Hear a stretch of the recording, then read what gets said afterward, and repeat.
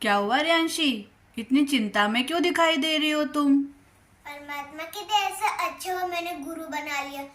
गुरु ने मुझे पता नहीं उनके साथ क्या है। देखो कुरान के अंदर क्या लिखा है। ऐसा क्या लिखा है इस ग्रंथ में? कौन सी बुक पढ़ रही हो तुम? श्रीमद् भगवत गीता। क्या लिखा है इस बुक में? जरा हम भी तो पढ़कर देखें। 250 पेज पर क्या पढ़ रही थी तुम? अर्जुन भगवान श्री कृष्ण जी से कह रहे हैं, गुरु दीक्षा कैसे होती है? कृपा कर कहो।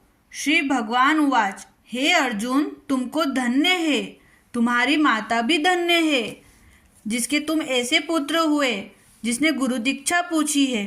अच्छा, मतलब गुरु दीक्षा बहुत जरूरी है रियांशी। ऐसा गुरु करे जो परमेश्वर को जानने वाला होवे। मतलब गुरु तो बहुत होते हैं, लेकिन परमेश्वर को हर कोई नहीं जानता, तो हमें ऐसा गुरु करना है जो परमेश्वर को जानने वाला होवे। उस गुरु की पूजा सब तरह से करें। जो प्राणी गुरु से विमुख है उनको बड़ा भारी पाप लगता है। गुरु से विमुख प्राणी का दर्शन करना योग्य नहीं है, अर्थात जिसने गुरु नहीं बना रखे हैं हमें उसका दर्शन भी नहीं करना चाहिए, क्योंकि उसका दर्शन करना योग्य नहीं है। जो गृहस्थ गुरु से विमुख है सो चांडाल के समान है, अर्थात जो गृहस्थी में रहकर गुरु से विमुख है वो चांडाल के समान है। इसी तरह गुरु से विमुख का भोजन भी अपवित्र होता है, मतलब उसका भोजन भी नहीं करना चाहिए जो गुरु से विमुख है, जिसने गुरु नहीं बना रखे हैं। उसके हाथ से देवता भी नहीं लेते हैं। उसके सब कर्म निष्फल है, अर्थात जो गुरु नहीं बनाते हैं वो चाहे कितने भी शुभ कर्म करे, उसके सभी कर्म जो है वो निष्फल है, उसका कोई फल प्राप्त नहीं होगा। कुकर, सूकर, गंधर्व, काक सब योनियों में से सर्प की बड़ी खोटी योनि है।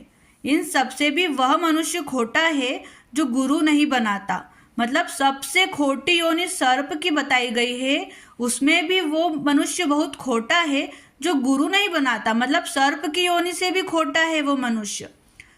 गुरु बिना गति नहीं होती है, वह अवश्य नरक को जाएगा।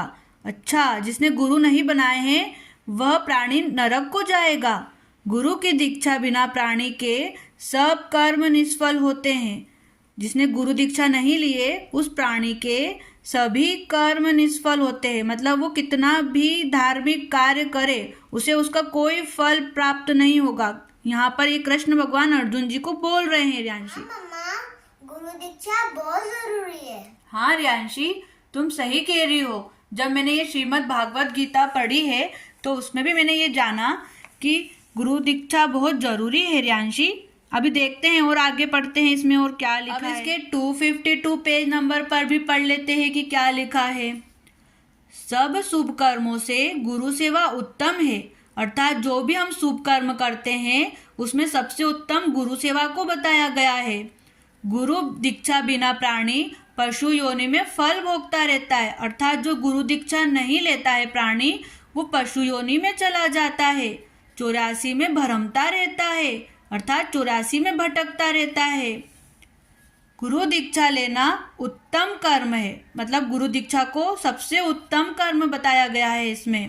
उसका फल यह है कि नरक से वो 84 से जीव बचा रहता है और भगवान प्रसन्न होते हैं। अर्थात जो गुरु दीक्षा ले लेता है उसे नरक में नहीं जाना पड़ता है, उसे 84 अर्थात पशु योनि में नहीं जाना पड़ता है और उससे भगवान भी प्रसन्न होते हैं। कहते हैं गुरु गोविंद दोनों खड़े, काकी